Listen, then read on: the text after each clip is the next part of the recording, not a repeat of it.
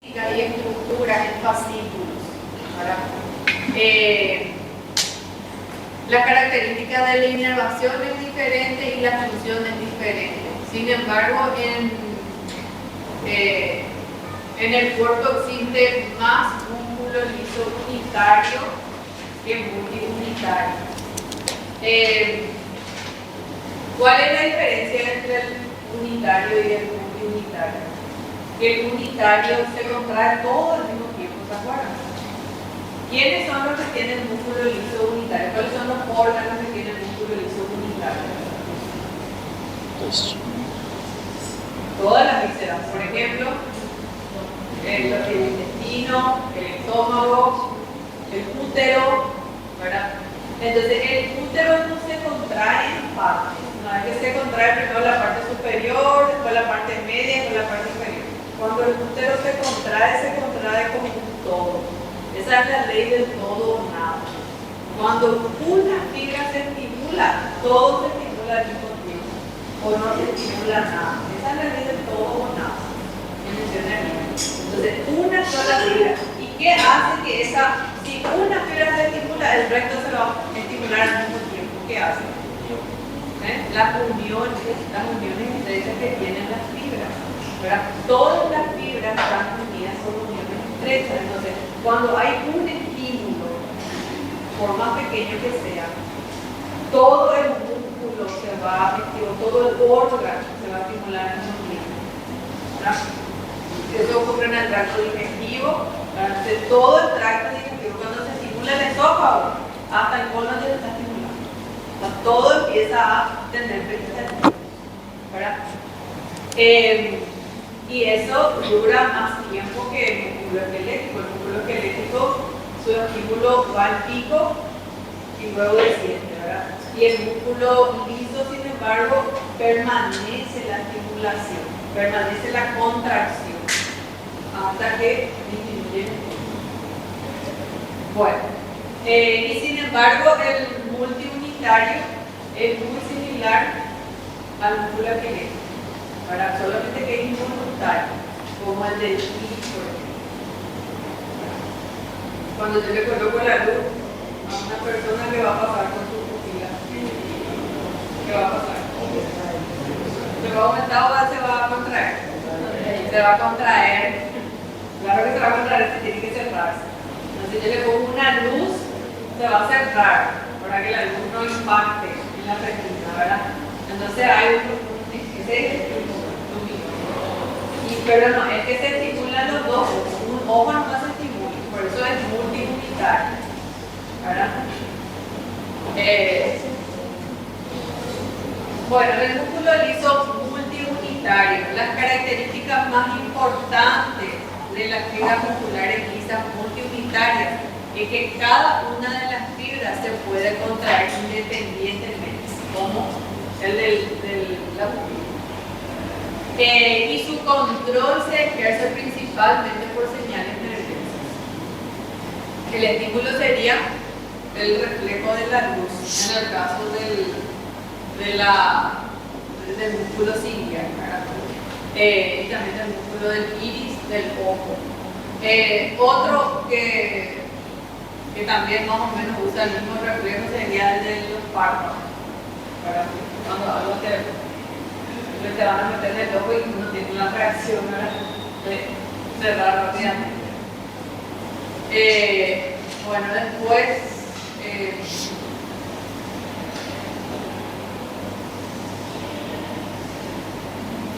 y el músculo liso unitario, sin embargo, es un músculo liso sincitial. Sincitial significa que se contrae todo al mismo tiempo, ¿verdad? Justamente porque consta de estas uniones estrechas que hace que cuando una fibra se contrae, todo el músculo completo se va a contraer. A eso se refiere sincitial, porque forma un sincitio, todo al mismo tiempo. Y todos los músculos viscerales, todos los músculos lisos viscerales tienen esa característica. Las vísceras huecas. Bueno,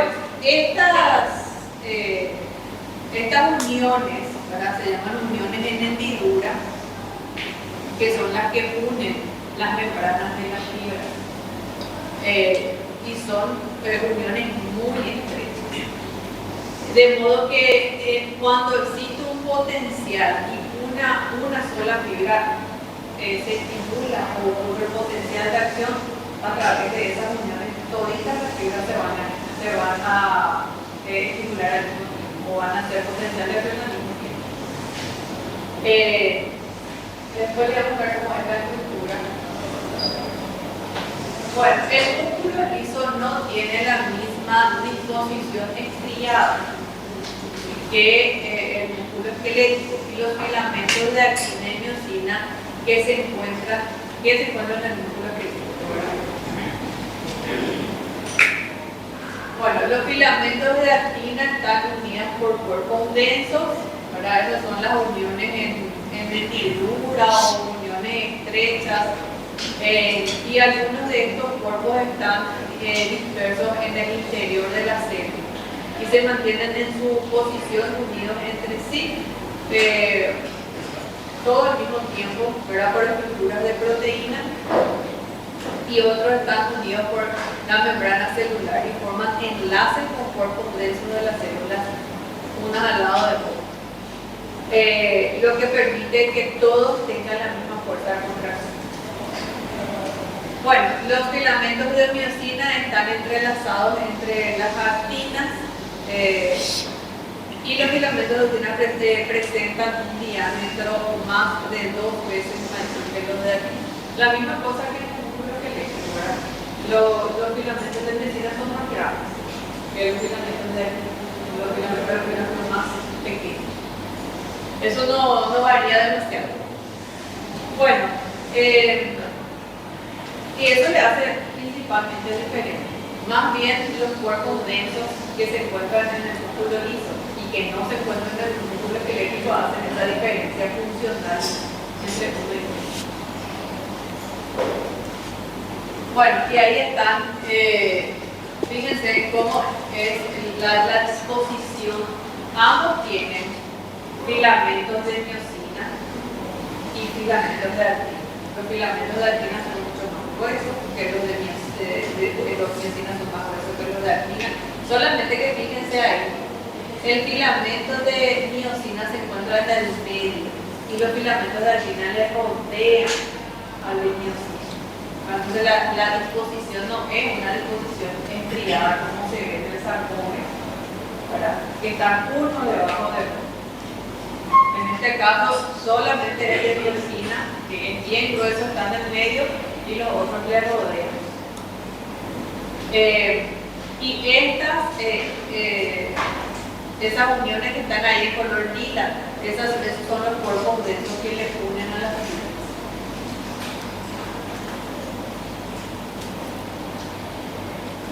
Bueno, entonces a diferencia de la contracción del músculo esquelético, las contracciones del músculo liso son contracciones tónicas prolongadas. ¿Qué quiere decir eso? Que existe un estímulo, se da la despolarización y esa contracción tiene que durar un tiempo. Y ahí también se forma la meseta. No es en fila, así como en el músculo esquelético. Pero se forma la meseta y el peristaltismo va a durar todo lo que dure el estímulo. ¿Cuál es el estímulo para que ocurra el peristaltismo o las contracciones de la meseta? ¿Cuál sería el estímulo?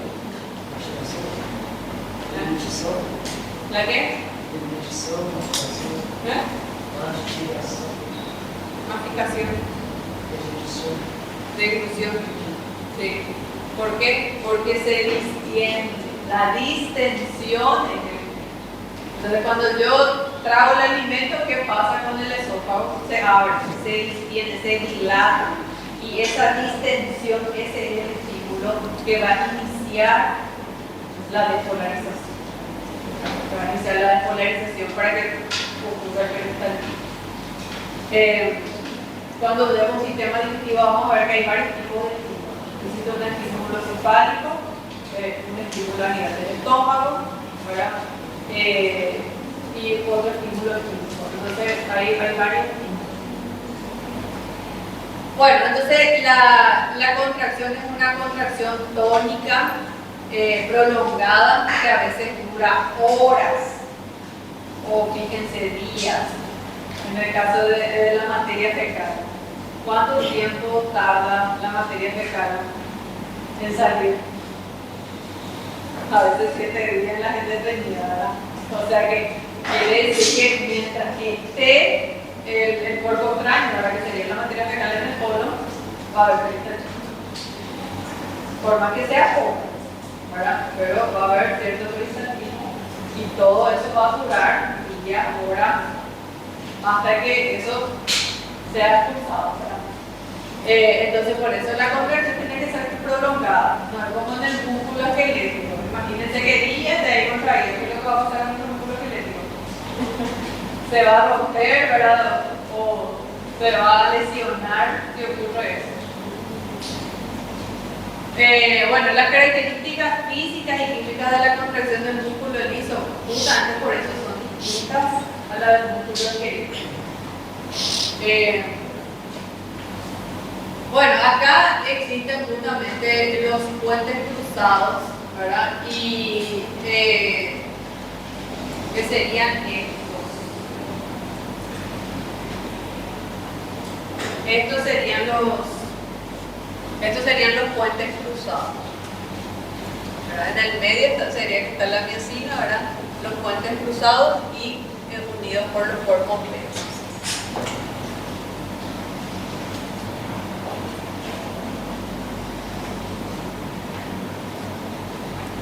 Bueno, la diferencia es que entonces la contracción del músculo liso es el estímulo es diferente. El estímulo es diferente, ¿por qué? Porque el principal estímulo sería la distensión, ¿verdad? Que va a hacer que empiece el peristaltismo, que dura más tiempo que la contracción del músculo esquelético. Esa es otra diferencia. Dice, fíjense que ahí dice, un tejido muscular liso típico comienza a contraerse de 50 a 100 metros por segundo, ¿verdad? Después de ser excitado y tiene un tiempo total de contracción de 1 a 3 segundos. Este tiempo es aproximadamente 30 veces más prolongado que las fibras musculares esqueléticas.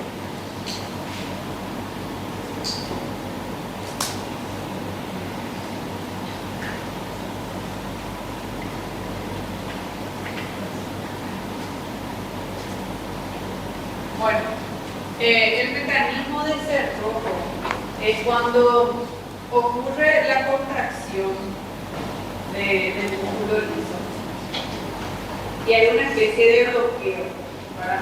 Cuando ocurre la entrada de sodio, ¿verdad? Porque el músculo liso tiene dos tipos de canales, ¿verdad? El canal rápido para el sodio y también el canal lento para el calcio. Entonces, cuando ocurre una estimulación rápida, porque entra el sodio a la fibra muscular, ocurre la primera despolarización rápida.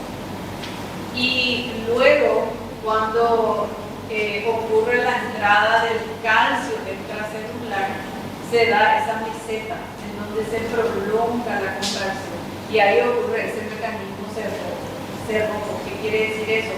Que no puede volver otro estímulo a causar otra contracción. Se bloquea el estímulo para que permanezca la contracción hasta que pase el peristaltismo. Ese es el mecanismo cerrojo, entonces facilita el mantenimiento prolongado de las contracciones. Una vez que el músculo liso se ha generado una contracción máxima, ¿verdad? Y llegó a su punto umbral, la magnitud de la excitación continuada puede reducirse normalmente muy por debajo del nivel inicial, a pesar de lo cual el músculo tiene su fuerza de contracción completa. Y a esto se le denomina mecanismo cerrojo. La importancia de este mecanismo es que tiene que perdurar por horas, inclusive esa contracción, hasta que pase el efecto inicial, ¿verdad? Bueno, regulación de la contracción por los iones calcio. En el caso del músculo esquelético, ¿se acuerdan que en el músculo esquelético ocurre la entrada de sodio, ¿verdad? Extracelular? Pero no ocurre la entrada de calcio intracelular. Lo que ocurre es que el calcio sale del retículo hacia el citoplasma, ¿verdad? Y esa es la principal diferencia. Porque acá en el músculo liso sí hay un calcio extracelular que entra. Y ese es el que le da justamente el potencial para que permanezca la contracción, o para que dure más tiempo la contracción del músculo liso. Los iones de calcio se combinan con una proteína que se llama calmodulina, que es parte de la estructura del músculo liso. Y esto provoca entonces la activación de la miosina sinasa, que es una enzima que le va a estimular la miosina para que la miosina, como tiene esos bracitos y cabeza que tiene que levantarse, ¿verdad? Entonces, ¿qué ocurre? Entra el calcio extracelular, se une a la calmodulina y esa unión del calcio con la calmodulina le estimula a una enzima que se llama miosina sinasa, y ese es el que le da la fuerza a la miosina para que la miosina levante su cabeza y se une con la actina. Entonces el mecanismo es diferente, ¿verdad? Justamente con la entrada de calcio extracelular ocurre eso.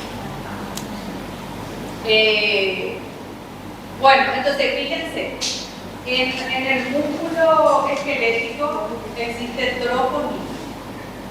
El calcio se une con la troponina, pero en el músculo liso no existe troponina, se llama calmodulina. Esa es la diferencia. ¿Entienden? Entonces, en el músculo esquelético, la proteína que se une con el calcio se llama ¿cómo se llama? En el músculo esquelético, troponina. Y en el músculo liso, ¿cómo se llama? Calmodulina. Calmodulina se llama, esa es la diferencia, ¿verdad? Se llama calmodulina.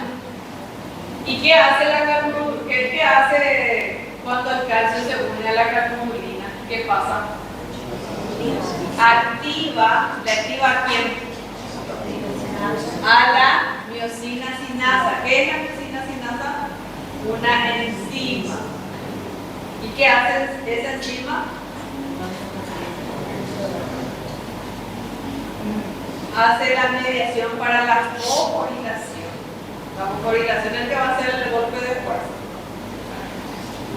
Para que la cabeza de la miosina se levante y se una con la actina. Ahí se va a ocurrir el acortamiento de la fibra muscular. O sea, eso va a hacer que ocurra la contracción. Bueno, entonces, pregunta de exámenes. Lo que dice ahí. En lugar de troponina, las células musculares lisas contienen calmodulina. Es el punto de examen. Bueno, aunque esta proteína reacciona con el calcio, se diferencia de que la troponina, en la forma en que se inicia la contracción, ya que lo hace activando los puentes cruzados de miosina. Por lo tanto, la regulación de la contracción se basa en la miosina, en el músculo liso y no en la actina, como el músculo esquelético. Fíjense que, como acá,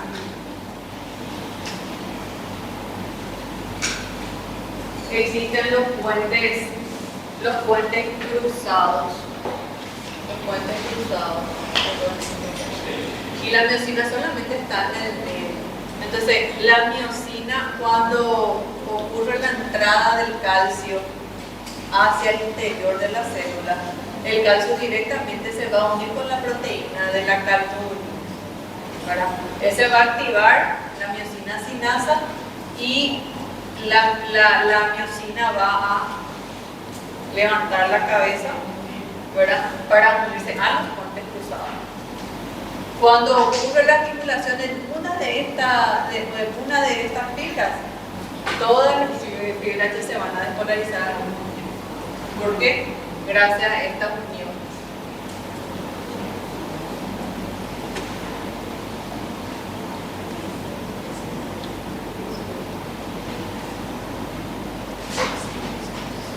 Bueno, ahí está cómo ocurre. Ahora fíjense, una gran diferencia entre el calcio que entra del líquido extracelular, ¿verdad? Con la diferencia de lo que ocurre en el músculo esquelético. El músculo esquelético no recibe calcio extracelular. Lo que ocurre es que recibe sodio extracelular. O sea, el sodio es el que entra en la fibra muscular esquelética. Y cuando el sodio entra, despolariza la membrana hasta despolarizar la membrana del retículo. Ahí el retículo libera el calcio. Ese es el calcio que se une a la troponina de la y ahí ocurre la contracción. Pero sin embargo acá el calcio entra del líquido extracelular. También sale del retículo sarcoplasmático. Del retículo sarcoplasmático. Sale también, ¿verdad? Pero entra del líquido extracelular. Y tanto lo que entra del líquido extracelular como lo que sale del retículo sarcoplasmático, los dos se van a unir a la calmodulina. Ahí la calmodulina va a activar. La miosina sinasa se mantiene inactiva todo el tiempo. La única forma que la miosina sinasa se active es cuando la calmodulina se une al calcio. O si no, la miosina sinasa se mantiene inactiva. Una vez que la miosina sinasa se activa, ocurre la fosforilación, que es una reacción química, ¿verdad? Para que se produzca energía. ¿Energía para quién? Para la cabeza de la miosina, para que la miosina se une con la química. ¿Me entienden? Ahí recién ocurre la contracción. Bueno, ¿qué tiene que pasar para que ocurra la relajación?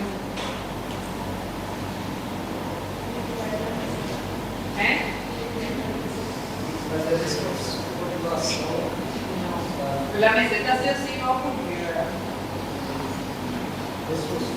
Pero ¿qué tiene que pasar? Bueno, en algún momento se tiene que relajar. ¿Qué tiene que pasar para que el músculo se relaje?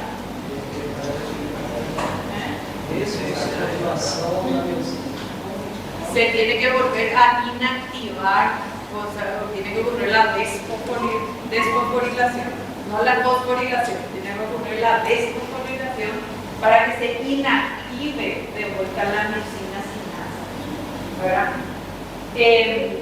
¿Y cómo es que se va a desactivar eso? Cuando el calcio vuelva al líquido extracelular, y el calcio tiene que volver a salir, ¿verdad? El calcio, yo tengo mayor concentración cuando entra, ¿verdad? Mientras hay estímulo, el calcio va a entrar a la célula y eso se va a unir cada vez a la calmodulina y ahí va a ocurrir la fosforilación, va a permanecer la contracción, ¿verdad? Una vez que termine el estímulo, los canales de calcio se van a cerrar para su entrada y el calcio tiene que volver a salir. Ahí recién se va a inactivar de vuelta la miosina sinasa y va a ocurrir la desfosforilación.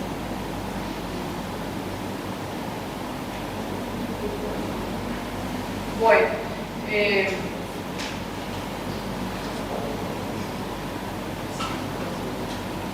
el control nervioso y hormonal de la contracción del músculo liso. Fíjense que el músculo esquelético no tiene un control hormonal, es puramente del sistema nervioso. Pero el músculo liso puede tener un control hormonal. ¿Cómo puede ocurrir eso? ¿A través de qué hormona puede ocurrir el control hormonal de la contracción? Un ejemplo.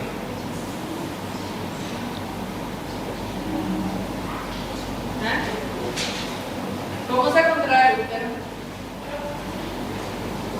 Por la oxitocina. ¿Y la oxitocina qué es? Una hormona. Ese es el control hormonal. Pero por eso acá habla de que la contracción del músculo del liso también depende de hormonas, no solamente del sistema nervioso. Depende del sistema nervioso autónomo, ¿verdad? Pero también depende del sistema hormonal. En el caso del útero, por ejemplo, un ejemplo, ¿verdad? Si la oxitocina no se secreta, el útero no se va a contraer. O sea que el estímulo principal de la contracción del útero sería la presencia de la oxitocina para que ocurra el estímulo. Bueno, entonces, las uniones neuromusculares del músculo liso. Hay varias conexiones con el sistema autónomo, ¿verdad? Que van a controlar la musculatura, especialmente del músculo liso, ¿verdad? Tanto del sistema parasimpático como del sistema simpático, ¿verdad? ¿Dónde tenemos músculo liso? Tenemos músculo liso en las arterias, por ejemplo, ¿verdad? Las arterias tienen músculo liso que se estimulan gracias a quién? Al sistema simpático o al sistema parasimpático. Al sistema simpático, ¿verdad? La noradrenalina y la adrenalina son los neurotransmisores que van a activar la vasoconstricción, que sería la contracción de esa musculatura de los vasos sanguíneos, ¿verdad? En el caso del intestino, quien estimula, no, es el sistema simpático, es el parasimpático, o sea, a través de la acetilcolina, ¿verdad? Se estimula para que ocurra el peristaltismo. Entonces, en ese caso, el control va a ser nervioso por el sistema autónomo, ¿verdad? Ahora, hay algunas hormonas, ¿verdad? O otros neurotransmisores que pueden estimular el peristaltismo. Me pregunto ustedes, el peristaltismo del intestino, o solamente es el sistema simpático, el sistema parasimpático que hace ese estímulo. ¿O creen ustedes que hay una hormona que puede estimular las contracciones peristálticas?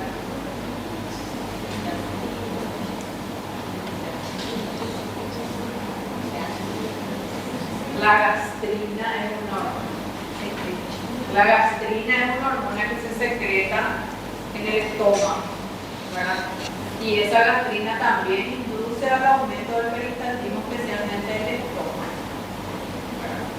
Entonces, ese es un ejemplo de que una hormona también puede inducir a las contracciones de la víscera.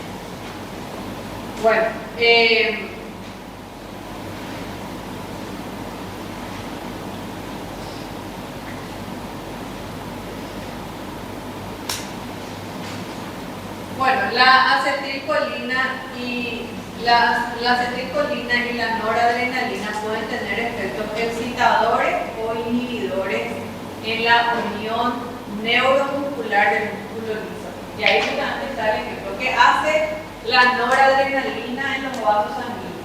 ¿Estimulación o inhibición? Estimulación. Hace estimulación porque hace vasoconstricción, ¿verdad? ¿Qué hace la acetilcolina en el músculo del intestino? Hace excitación o inhibición. Hace excitación porque induce el peristaltismo, ¿verdad? Entonces, tanto uno o otro, ¿verdad? Puede estimular en el sistema cardiovascular, estimula la noradrenalina, y en el sistema gastrointestinal estimula la acetilcolina, que es el sistema parasimpático. Bueno, estas sustancias son neurotransmisores que son secretadas por los nervios del sistema autónomo, ¿verdad? Que inervan el músculo liso, y aunque nunca son secretadas por las mismas fibras nerviosas. La acetilcolina es una sustancia transmisora y excitadora de las fibras musculares lisas de algunos órganos, pero es un transmisor inhibidor en otros músculos lisos. Entonces, la acetilcolina es excitadora ¿en dónde? En el sistema gastrointestinal, porque viene del sistema parasimpático. ¿Y es inhibidora en dónde? En el sistema cardiovascular, o sea, los vasos sanguíneos. Entonces va a ser excitadora en el sistema gastrointestinal y va a ser inhibidora en los vasos sanguíneos. La noradrenalina es excitadora ¿en dónde? En el sistema cardiovascular. ¿Y es inhibidora en dónde? En el sistema gastrointestinal. ¿Son opuestos? Bueno. Los potenciales de membrana y los potenciales de acción del músculo liso. El potencial de membrana en reposo depende del tipo de músculo liso y la situación momentánea del músculo. Normalmente, aproximadamente, no es un valor exacto, ¿verdad? Porque eso va a depender del estímulo que ocurra, ¿verdad? Entonces, pero normalmente o habitualmente es alrededor de menos 50 a menos 60 milivoltios el potencial de reposo del músculo liso. Y aproximadamente 30 milivoltios menos negativo que en el músculo esquelético. ¿Cuánto es el músculo esquelético? Su potencial de reposo. 75-95. Sí, 90-95. Pero ahí de 30 menos, de menos 50 a menos 60. ¿Qué quiere decir? Que el potencial del músculo esquelético es mucho más fuerte, pero dura menos tiempo. Y el potencial del músculo liso es menos potente, pero dura más tiempo.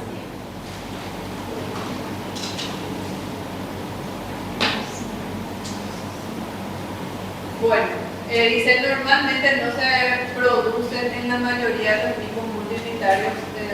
Bueno, los potenciales de acción se producen en el músculo liso unitario como en el músculo visceral y de la misma forma en el músculo esquelético. Normalmente no se producen en la mayoría de los tipos multiunitarios y el músculo liso, porque estos controles del músculo multiunitario es estímulo físico, como en el estímulo luminoso, por ejemplo, no llega a haber potencial de acción.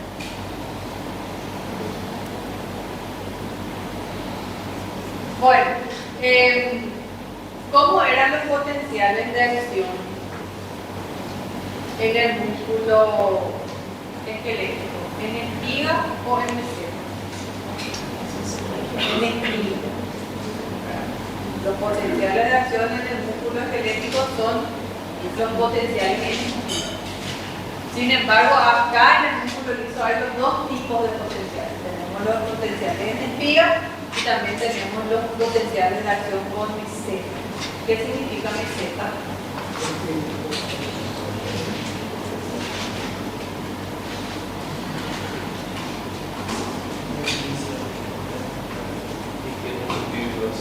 Meseta significa plano, un horizonte, no es como un horizonte, ¿verdad? No en punta. En punta es espiga, es en punta. Y en meseta es llanura, es plano. Bueno, entonces, los potenciales de acción en espiga típicos aparecen en la mayor parte de los tipos de músculo liso unitario. Se pueden generar mediante estimulación eléctrica, por distensión o como consecuencia de una acción de hormonas o de sustancias transmisoras, o pueden ser el resultado de la generación espontánea de la propia fibra muscular. Bueno, en algunos casos el músculo el músculo liso puede contraerse por, puedo hacer un peristaltismo que dure poco tiempo, ¿verdad? Cuando el estímulo no persiste, ¿verdad? Cuando el estímulo no persiste, entonces se van a dar potenciales de tensión en el estímulo. Pero cuando el estímulo tiene que persistir por horas o por días, ya no va a ocurrir el potencial en estímulo, va a ocurrir el potencial en meseta. Entonces, el inicio del potencial de acción es similar al del potencial de gira típico. Sin embargo, la repolarización no se da muy rápido, porque la contracción permanece por todo el tiempo que tiene que permanecer y luego ocurre la repolarización. Bueno, así. Este es el potencial, este es el potencial en espiga, ¿verdad? Cuando el músculo está en reposo, va a tener un potencial de reposo de menos 60 o menos 50. Y luego va a ocurrir el estímulo, ya sea un estímulo eléctrico o un estímulo distensión, ¿verdad? Lo que sea. Y ahí va a ocurrir la entrada de tiempo, de sodio o de calcio. De sodio. Porque ahí se van a activar sobre los canales rápidos, se van a activar los canales. Y ahí va a ocurrir el estímulo hasta el umbral y luego la repolarización. Bueno, sin embargo acá va a ocurrir el estímulo y va a ocurrir primeramente la entrada de sodio, luego va a ocurrir el umbral y ahí va a ocurrir la entrada de calcio. Y va a durar todo lo que dure la contracción. Esto ya va a depender del estímulo. Va a durar todo el tiempo, se puede durar días. Y luego recién se va a dar la repolarización.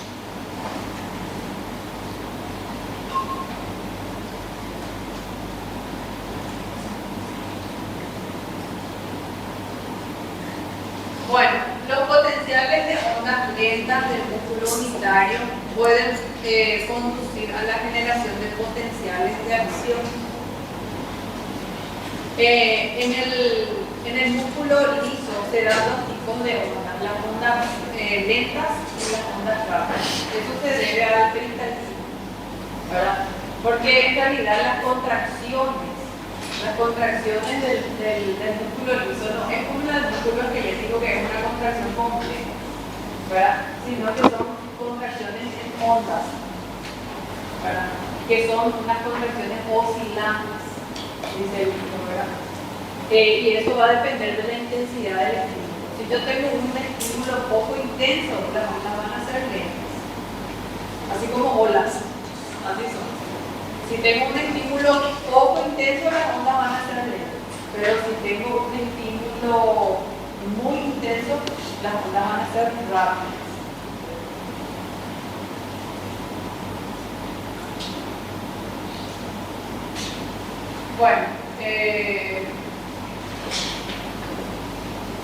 Bueno, los potenciales de acción espontáneos se generan por la distensión del músculo liso visceral, que es unitario. Los potenciales de acción espontánea son consecuencias de la combinación de potenciales de ondas lentas normales añadidos a la disminución de la negatividad global del potencial de membrana que produce la propia distensión.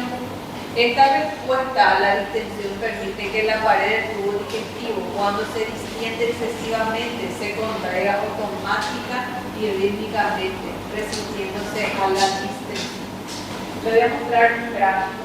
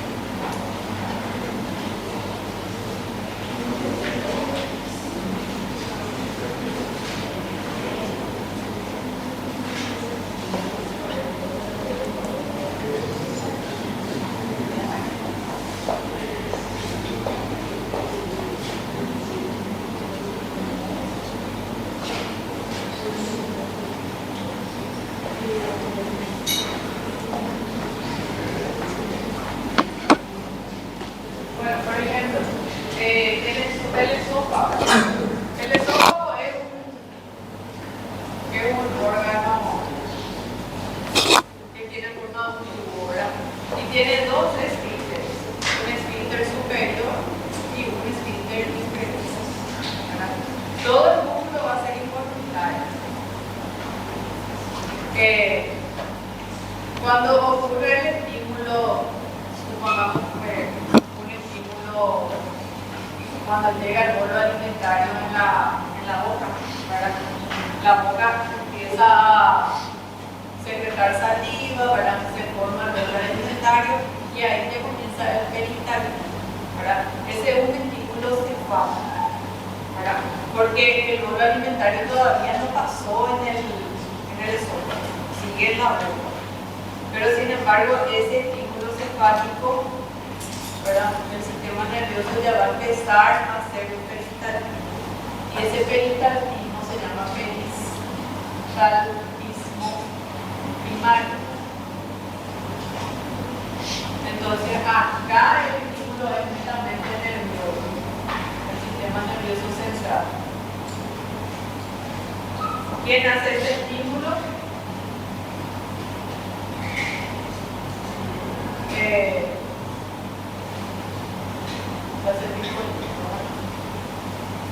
Entonces, ¿qué pasa con la musculatura cuando ocurre este estímulo de la acetilcolina? Rápidamente se van a abrir los canales de calcio, ¿verdad? Y va a entrar el calcio extracelular.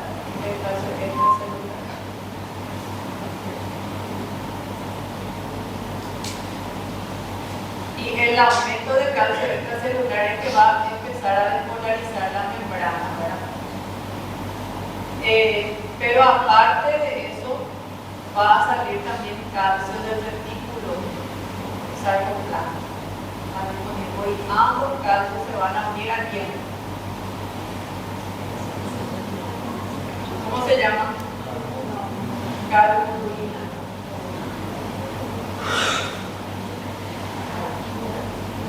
Se va a unir a la calculina. Y después, ¿qué va a pasar? Se va a activar la sinasa y se va a dar la fosforilación. Y ahí se va a cortar la fibra. Y se va a contraer. Entonces, cuando esto ocurre, antes de que esto ocurra, ¿cómo va a estar el potencial? Va a estar en menos 60 milivoltios, que sería el potencial de reposo. El potencial de reposo es menos 60. Cuando esto está relajado y no está recibiendo estímulo. Luego viene el estímulo de la acetilcolina, ¿verdad? En el caso del estímulo cefálico. Y ahí empieza a aumentar el potencial, ¿verdad? Aumentar el potencial.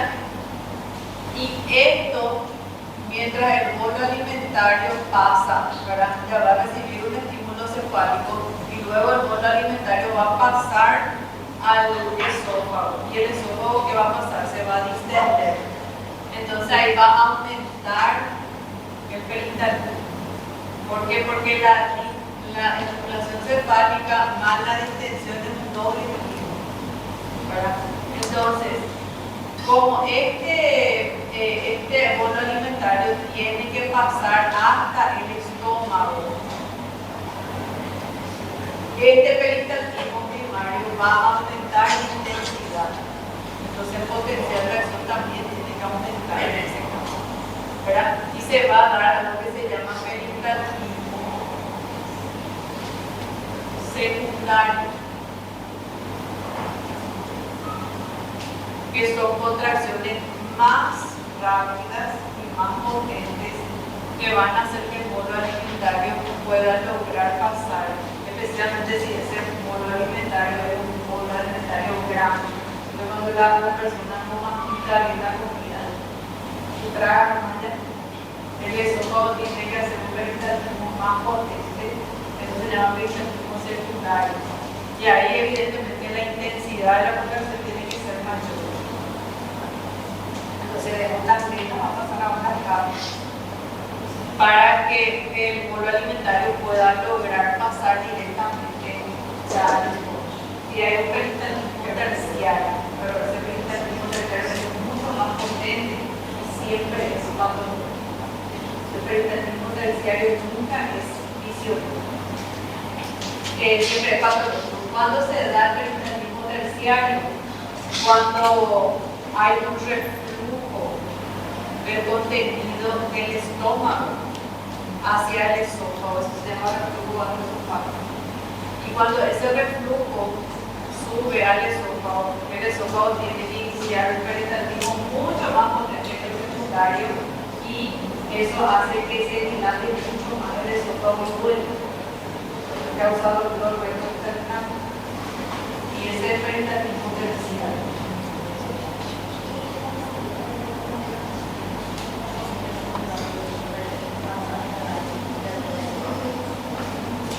Eso se llama disfagia, que es el dolor al deglutir. Y cuando hay un peristaltismo terciario puede ocurrir. Hay veces en que uno traga de repente la comida sin querer, ¿verdad? Y es por la distensión no más fuerte. Eso no quiere decir que haya un peristaltismo terciario. El peristaltismo terciario se ve cuando hay solamente una patología.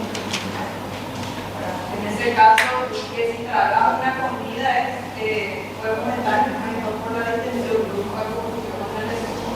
Claro que duele. Claro que duele. Pero eso es un patología. Bueno, ¿se entendió? Bueno, ahora quiero que me digan cuál es la diferencia acá. La diferencia en la contracción sería la cardiología, ¿verdad? Esa es la única diferencia en la contracción, o sea, cuando en el caso se puede ser la contracción. No sé, se une a la cardiología, no a la troponina, ¿verdad? Y esta unión hace que se active la miosina sinasa, ocurre la cofoliación y ahí ocurre la unión de la miosina con la quina. Esa es la diferencia entonces en la contracción del músculo liso.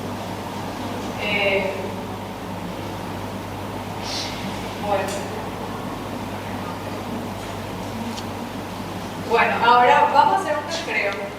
Tiempo. A eso se refiere sin sitio. Sin sitio significa que forma una unidad, que trabajan como un todo. Bueno, entonces esa es la similitud con el músculo liso, que trabaja como un sin sitio. Y también tiene uniones que le sirve de vínculo para con las demás fibras. Y la similitud con el músculo esquelético es que también tiene ese aspecto estriado, ¿verdad? Porque están unidos por disco Z. Así como el músculo esquelético están unidos por disco Z, tienen el aspecto estriado, el músculo cardíaco también tiene ese aspecto estriado y unidos por los discos Z. Bueno, entonces esa es la similitud entre tanto para el músculo esquelético como para el músculo liso. Bueno, pero sin embargo hay una diferencia fundamental en los tres músculos. Voy a agarrar mi...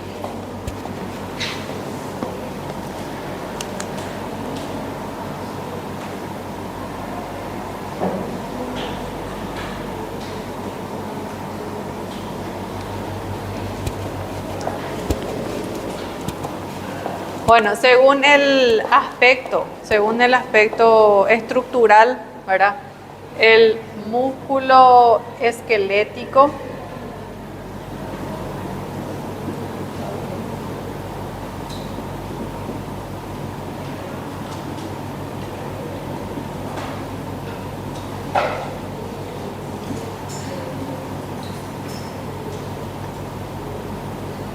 tiene un aspecto estriado, ¿verdad?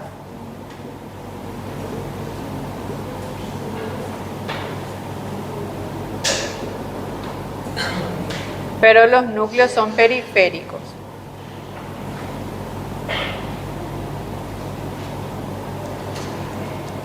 Y no tienen uniones.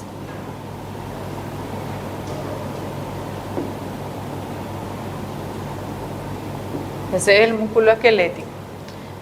El músculo liso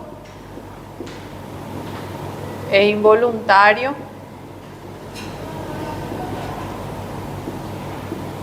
Es involuntario. Tiene el aspecto liso.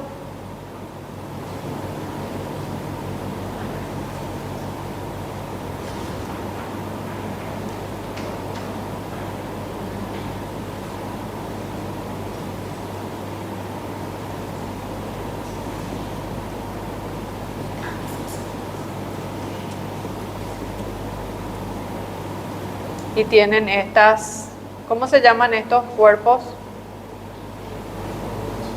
Cuerpos densos. Están compuestos por puentes cruzados y tienen uniones.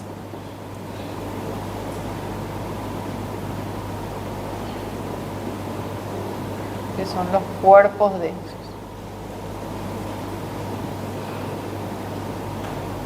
O uniones en hendidura. ¿Verdad? Y actúan como un sinsitio. Acá se cumple la ley del todo nada. El músculo cardíaco es una mezcla de los dos, tanto del esquelético como del liso. También es involuntario.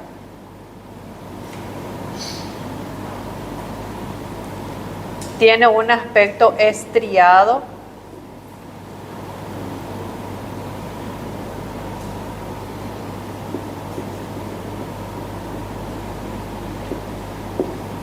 Pero en este caso el núcleo es central y tiene un aspecto estriado. Bueno, tienen uniones. ¿Cómo se llaman sus uniones? ¿Cómo se llama?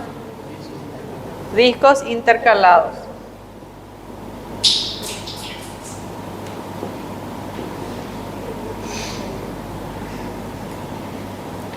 Y actúan como un sinsitio, que también se cumple la ley del todo nada. Bueno, esa es la diferencia estructural entonces entre los tres músculos.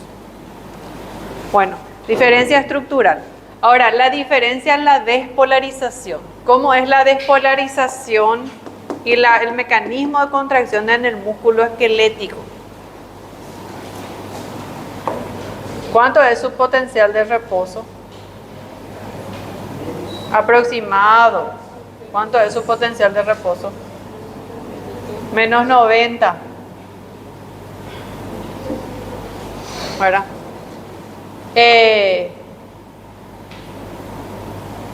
Y ocurre la entrada de extracelular de sodio, ¿verdad? Por estimulación de la acetilcolina, ¿verdad? Ocurre la despolarización hasta llegar al umbral y luego la salida de potasio.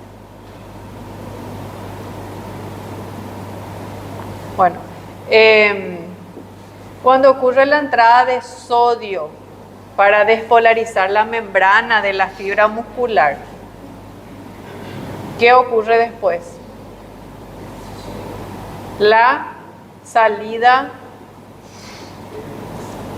de calcio del retículo sarcoplásmico al citoplasma, que se une a la troponina. Y luego ocurre la contracción. Ese es el mecanismo entonces en el músculo esquelético. Bueno, ahora en el músculo liso, ¿cuánto es el potencial de acción del músculo liso? Menos 50 o menos 60 milivoltios, ¿verdad? Entonces, acá sí ocurre, puede ser en espiga, ¿verdad?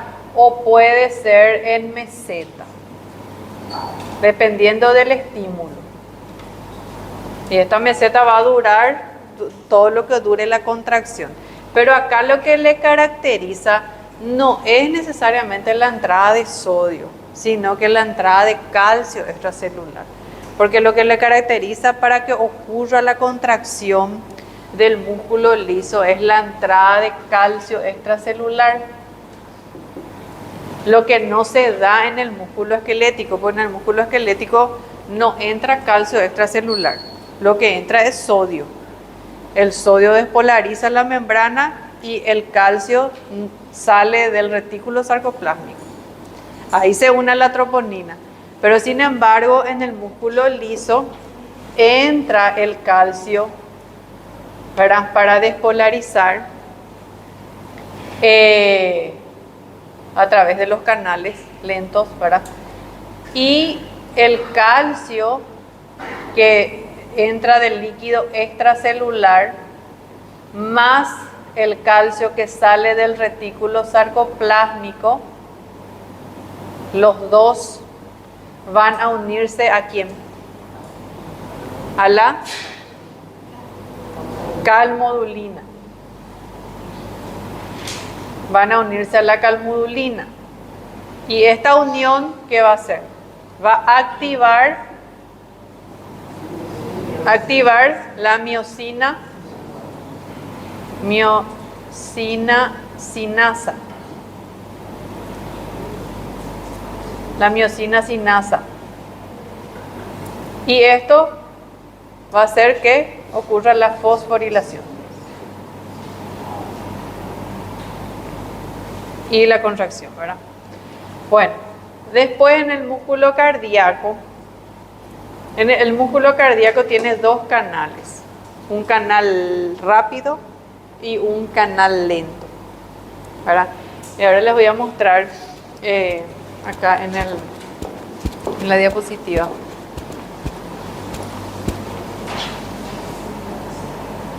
Bueno, el potencial aproximado, el potencial de reposo aproximado en el músculo cardíaco es menos 85 milivoltios y su umbral es más 20, ¿verdad? Entonces, acá tenemos en el músculo esquelético menos 90, ¿verdad? En el músculo liso menos 60 y en el músculo cardíaco menos 85 milivoltios. Esto es aproximado en reposo, ¿verdad? Bueno, después hay un umbral que llega a más 20 milivoltios. Este sería el pico. Entonces, hasta que ocurra este umbral, se van a abrir solamente los canales de sodio. En este tiempo todavía no se van a abrir los canales de calcio. En este tiempo solamente se van a abrir los canales de sodio, que serían los canales rápidos, hasta que ocurra el umbral de más 20. Una vez que ocurre ese umbral, empieza a haber una salida de potasio. Y esta fase se llama repolarización inicial. Cuando ocurre esta repolarización inicial, hay un retraso en el sistema de conducción del corazón, ¿verdad? Y eso estimula la entrada de calcio a la célula, de calcio extracelular a la célula, para que ocurra la meseta. Esa meseta tiene un tiempo de duración, que es de 0,2 a 0,3 segundos. Sería la duración de la meseta. Y luego, cuando termina este tiempo de la meseta, se cierran los canales para calcio, los canales lentos para calcio, y se abren los canales para potasio y ocurre la repolarización, ¿verdad? Entonces acá hay 4 fases en la despolarización de la fibra cardíaca. Está la fase 1, ¿verdad? Que es la fase la fase 0 sería esta, que es la fase de despolarización rápida. Fase de despolarización rápida, ¿verdad? Después está la fase 1, que es la repolarización inicial. Después la fase 2, que es la fase de meseta. La fase 3, que es la fase de repolarización, y la fase 4 es la fase de reposo, cuando vuelve otra vez a reposo. Bueno, ¿qué pasó? De calcio. Los canales lentos son de calcio y los canales rápidos son para el sodio. Bueno, entonces esa es la diferencia entre los tres músculos, así resumiendo. Esta diferencia a mí me gustaría que ustedes dibujen en su cuaderno o en su tablet, ¿verdad? Y hagan la diferencia entre los tres músculos, tanto en su estructura como en su despolarización, ¿verdad? Entonces ahí ustedes van a poder comparar bien cuál es la diferencia entre los tres, ¿verdad? Le va a ser más fácil en el momento de recordar eso. Bueno, acá. Bueno, y ahí habla justamente de los canales lentos de calcio, ¿verdad? Los canales rápidos del sodio, ¿verdad? La fase de meseta, ¿verdad? Que dura 0,2 a 0,3 segundos.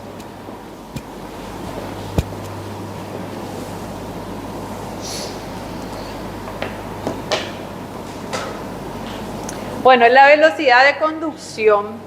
La velocidad de conducción para que ocurra el estímulo, ¿verdad? Y la despolarización. Fíjense que dice es 0,3 a 0,5 milisegundos a lo largo de las fibras musculares auriculares y ventriculares, y 1 a 10 de la velocidad de las fibras musculares esqueléticas.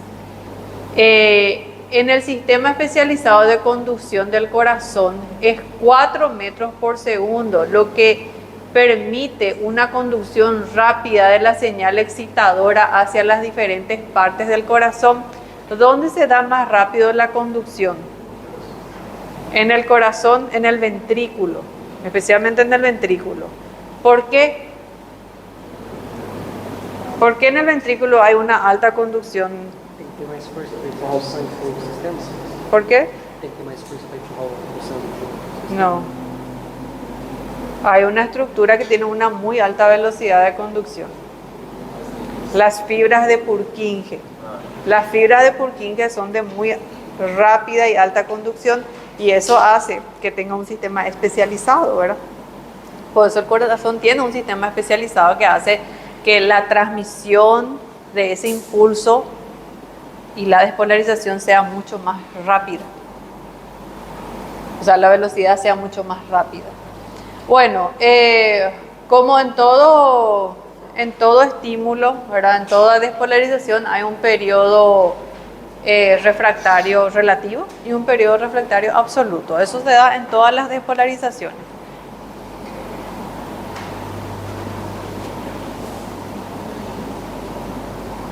Bueno, ahí está entonces. Ocurre el potencial de acción cardíaco, la entrada de calcio en la célula durante la fase de meseta, que sería, o sea, la fase 0 siempre es la fase de reposo y despolarización rápida, ¿verdad? En donde se despolariza el músculo cardíaco. Eso sería la fase. Después llega a un umbral de más 20. Y luego hay una repolarización inicial, en donde sale potasio. Y la fase de meseta sería donde se abren los canales de calcio para que entre el calcio y persista la contracción, ¿verdad? O la despolarización. Y luego, una vez que termina ese tiempo de meseta, que es de 0,2 a 0,3 segundos, se cierran los canales de calcio y empieza la salida de potasio. Y ahí viene la fase ya de repolarización.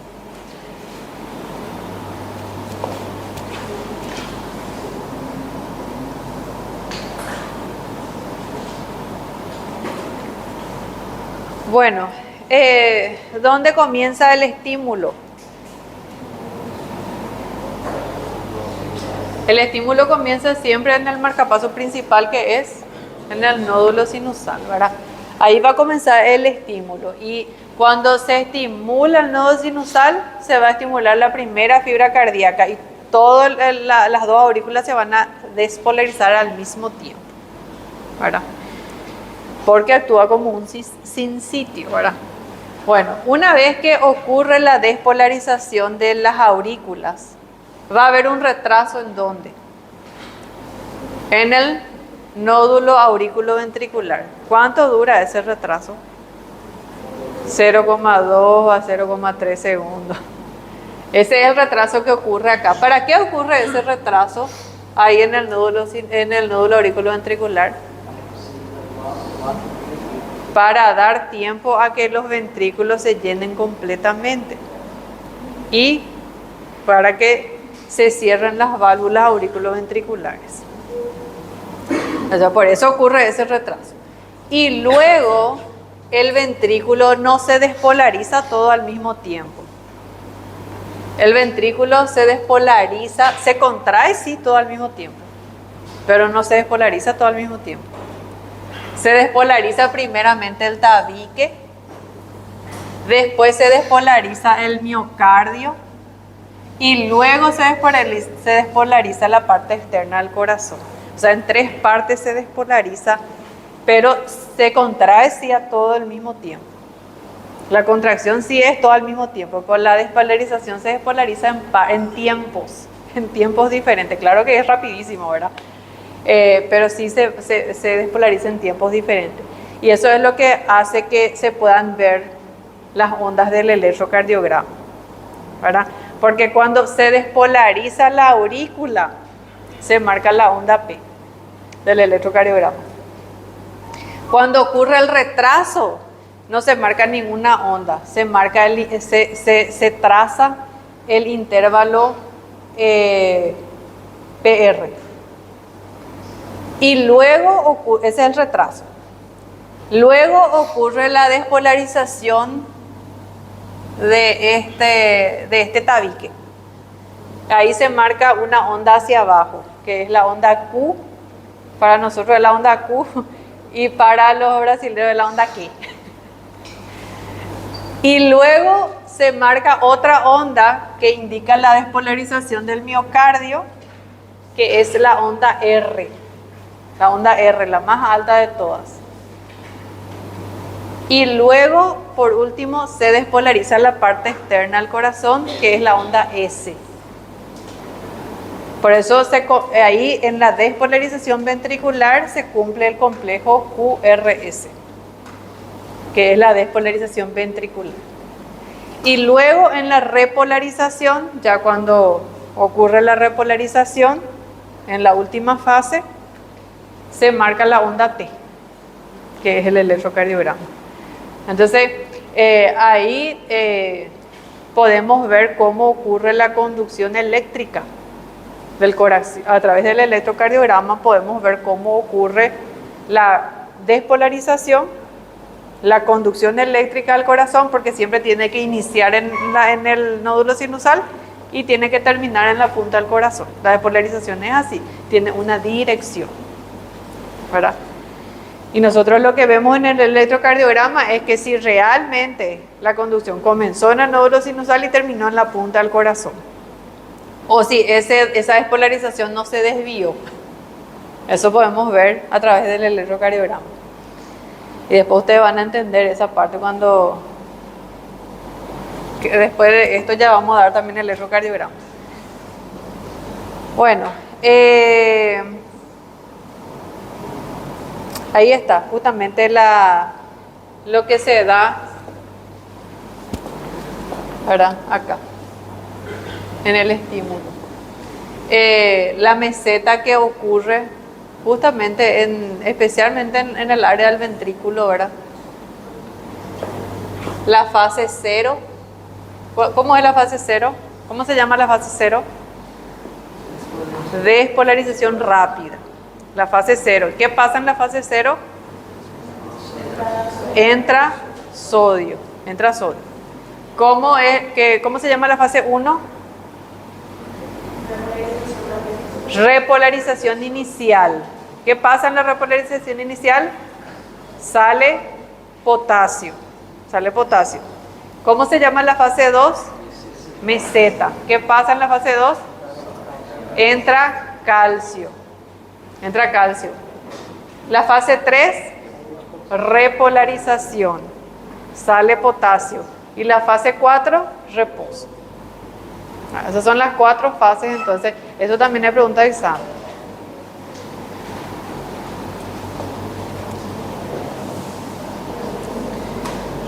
Bueno, vamos a ver.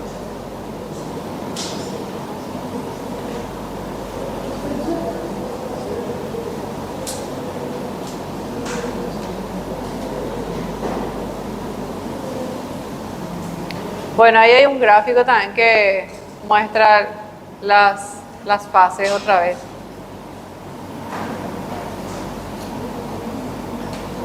Este es más ilustrativo.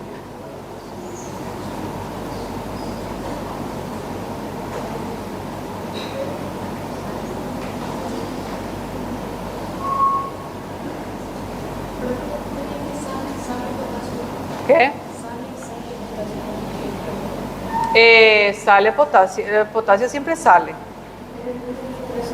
En el 1 y en el 3. Sí.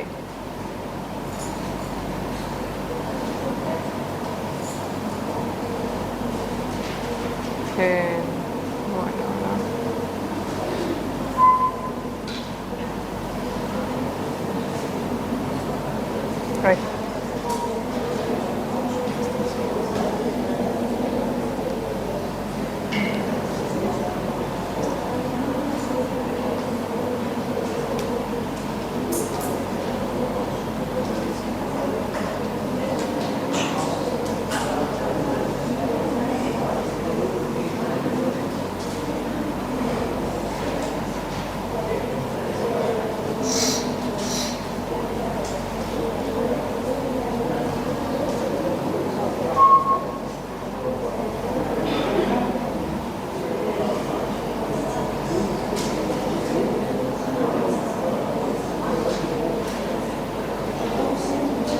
Bueno.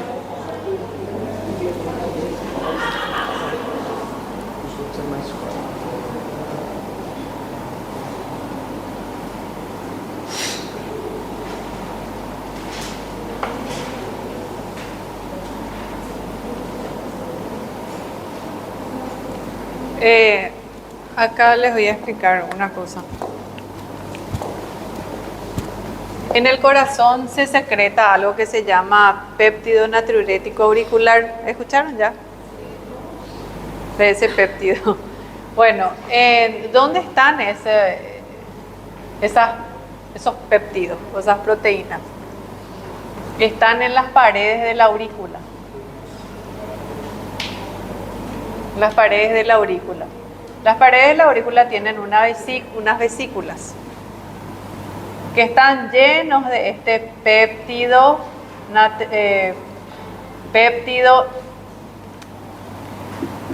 natriurético auricular, ¿verdad? ¿Para qué sirve este péptido natriurético auricular?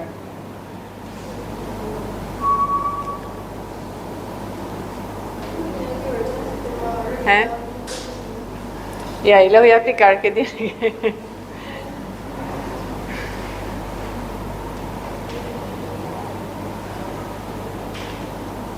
¿Para qué sirve este péptido natriurético auricular?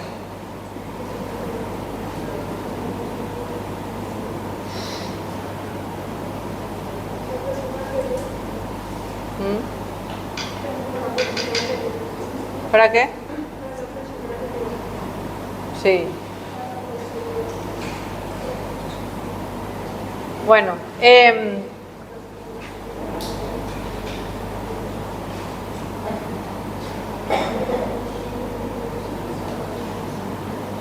acá va a ocurrir la despolarización de las aurículas, ¿verdad?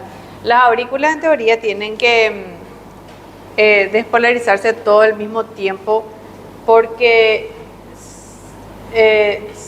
¿Por qué se despolariza todo al mismo tiempo? No, es como el ventrículo. El ventrículo, ¿se acuerdan que se contrae sí todo al mismo tiempo, pero se despolariza en partes? Sin embargo, la aurícula se despolariza todo al mismo tiempo y se contrae todo al mismo tiempo. ¿Por qué se despolariza todo al mismo tiempo? Porque en la aurícula hay algo que se llama uniones, ¿cómo es? Conexiones interauriculares, ¿verdad? O ramas interauriculares, anterior, medio y posterior.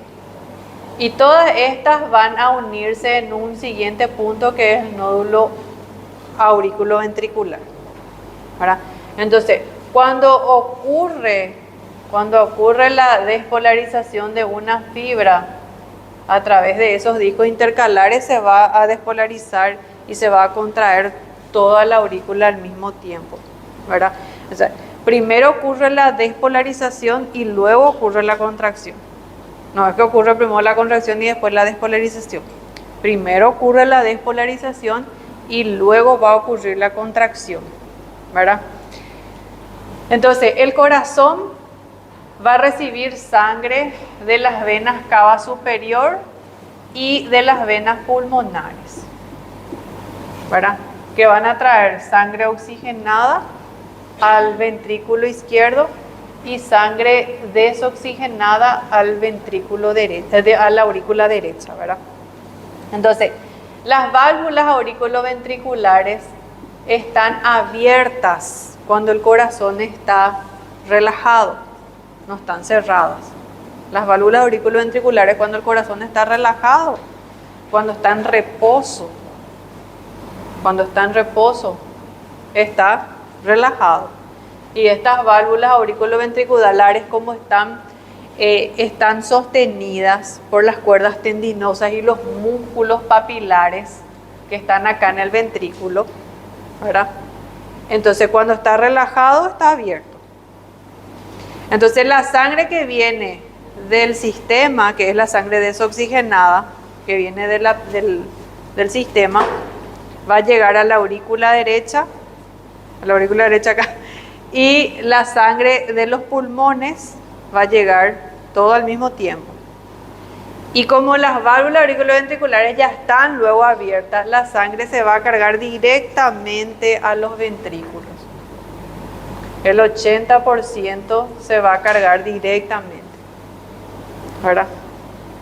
Y luego, cuando falta ese 20%, porque se tiene que cargar pues en el 100%, quiere decir que si ya se cargó en el 80%, va a faltar que se cargue en el 20%, ¿verdad? Entonces ahí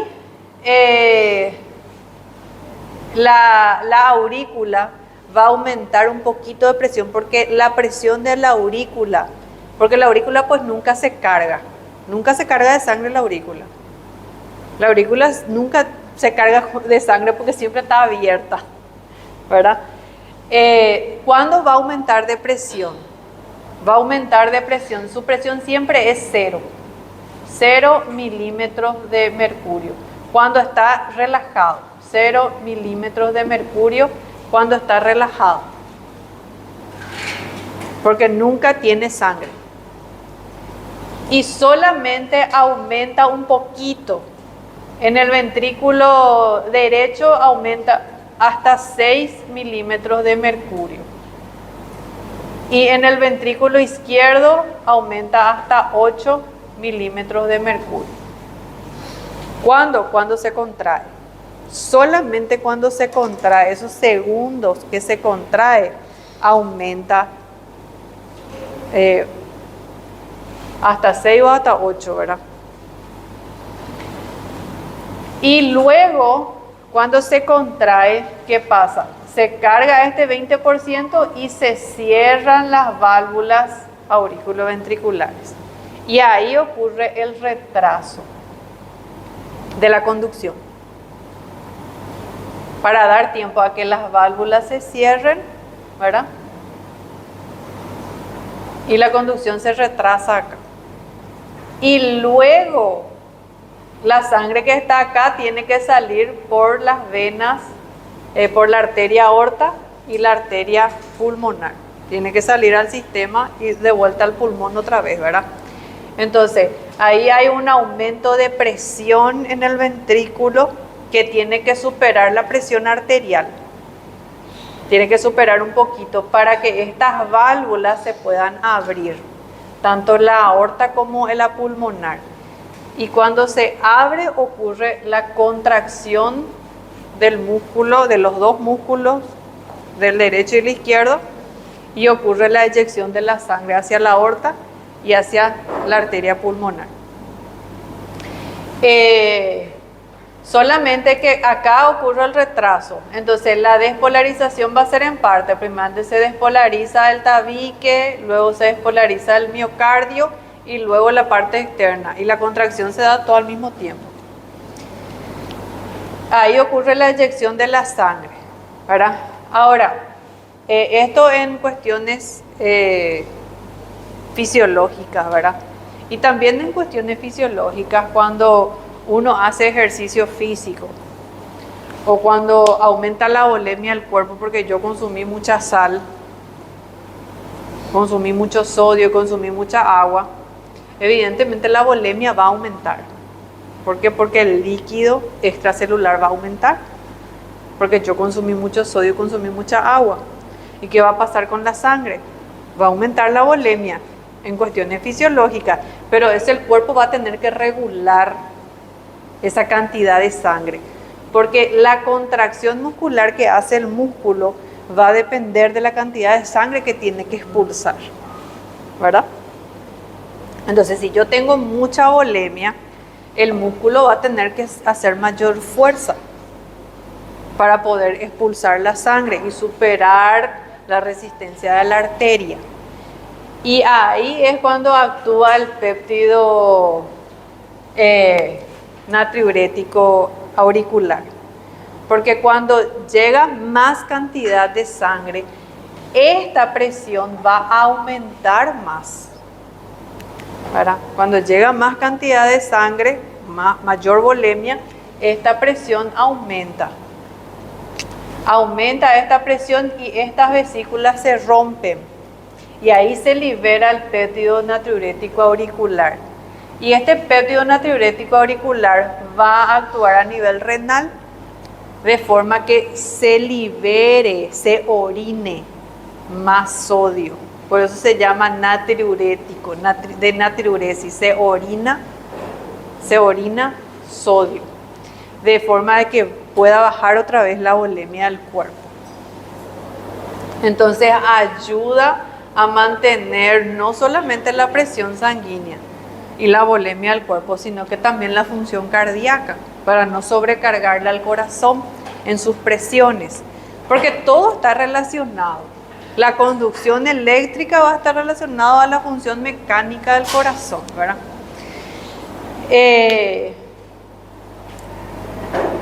Bueno, y en el caso, por ejemplo, de que esto es en condiciones normales, esto se va a restablecer y el péptido natriurético no va a quedar aumentado en sangre, porque eso se libera la sangre, ¿verdad?